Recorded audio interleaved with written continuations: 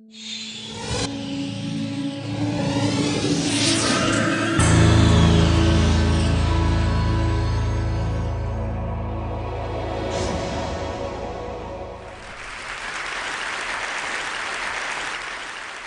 a storyteller, and I would like to tell you a few personal stories about what I like to call the danger of the single story.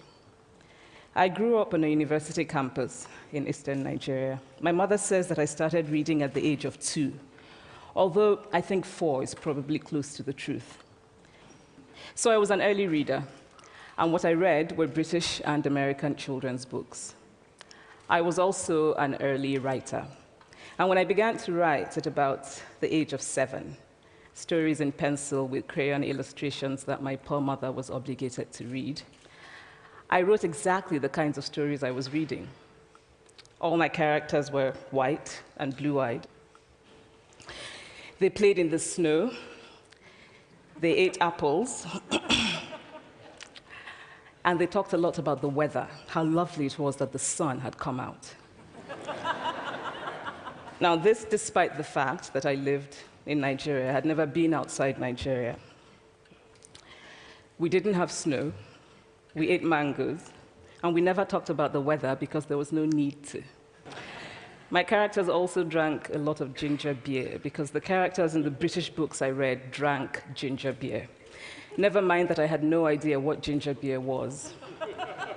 And for many years afterwards, I would have a desperate desire to taste ginger beer.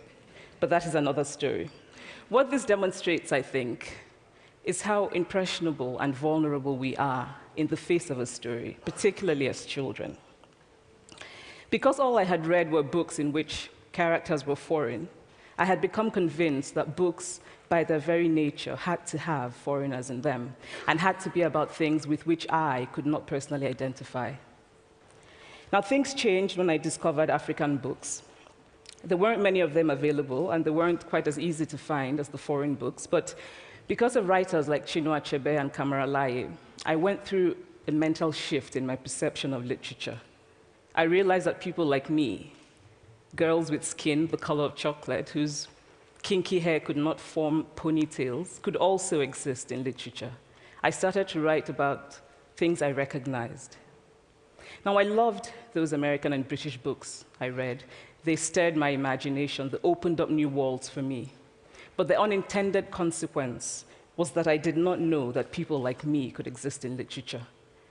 So what the discovery of African writers did for me was this. It saved me from having a single story of what books are.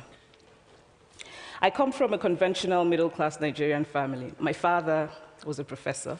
My mother was an administrator. And so we had, as was the norm, live-in domestic help who would often come from nearby rural villages. So the year I turned 8, we got a new houseboy. His name was Fide. The only thing my mother told us about him was that his family was very poor. My mother sent yams and rice and our old clothes to his family.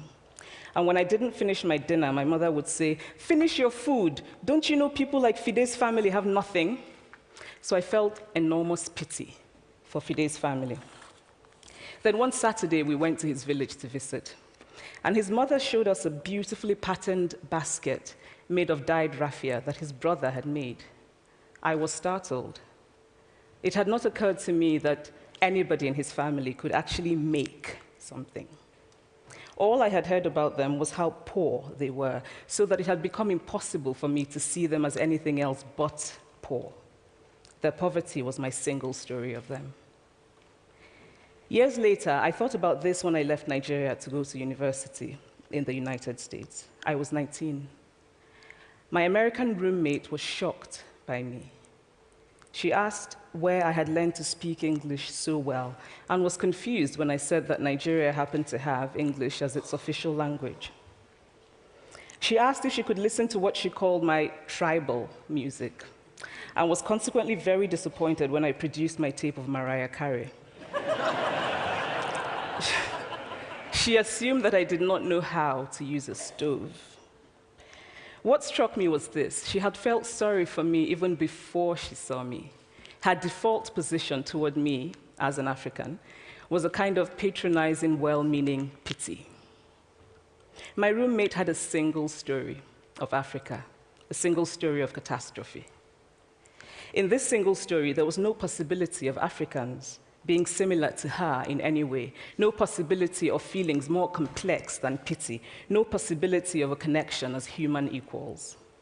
I must say that before I went to the US, I didn't consciously identify as African.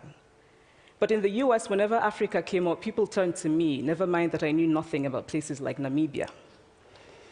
But I did come to embrace this new identity, and in many ways, I think of myself now as African, although I still get quite irritable when Africa is referred to as a country, the most recent example being my otherwise wonderful flight from Lagos 2 days ago, in which there was an announcement on the Virgin flight about their charity walk in India, Africa, and other countries. So after I had spent some years in the US as an African, I began to understand my roommate's response to me. If I had not grown up in Nigeria, and if all I knew about Africa were from popular images, I too would think that Africa was a place of beautiful landscapes, beautiful animals, and incomprehensible people fighting senseless wars, dying of poverty and AIDS, unable to speak for themselves, and waiting to be saved by a kind white foreigner. I would see Africans in the same way that I, as a child, had seen Fide's family. This single story of Africa ultimately comes, I think, from Western literature. Now, here's a quote from the writing of a London merchant called John Locke, who sailed to West Africa in 1561 and kept a fascinating account of his voyage. After referring to the black Africans as beasts who have no houses, he writes, "They are also people without heads, having their mouths and eyes in their breasts." Now, I've laughed every time I've read this, and one must admire the imagination of John Locke. But what is important about his writing is that it represents the beginning of a tradition of telling African stories in the West, a tradition of sub-Saharan Africa as a place of negatives, of difference, of darkness, of people who, in the words of the wonderful poet Rudyard Kipling, are half devil, half child. And so I began to realize that my American roommate must have, throughout her life, seen and heard different versions of this single story.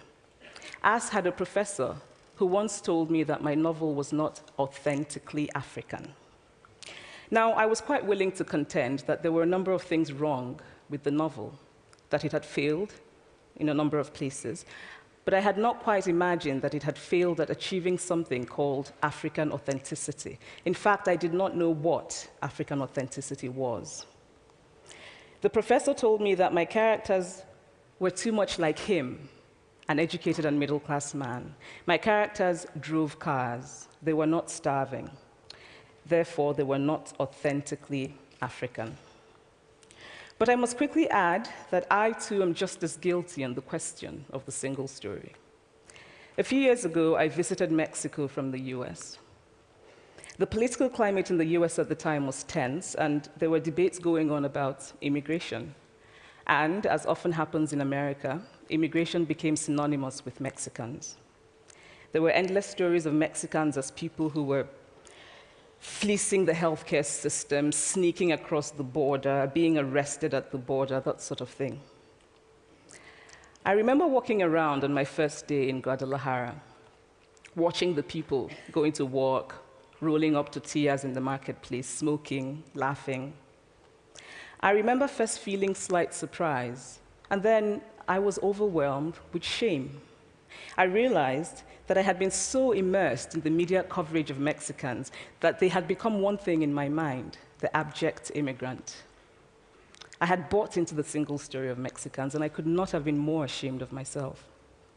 So that is how to create a single story. Show a people as one thing, as only one thing, over and over again, and that is what they become.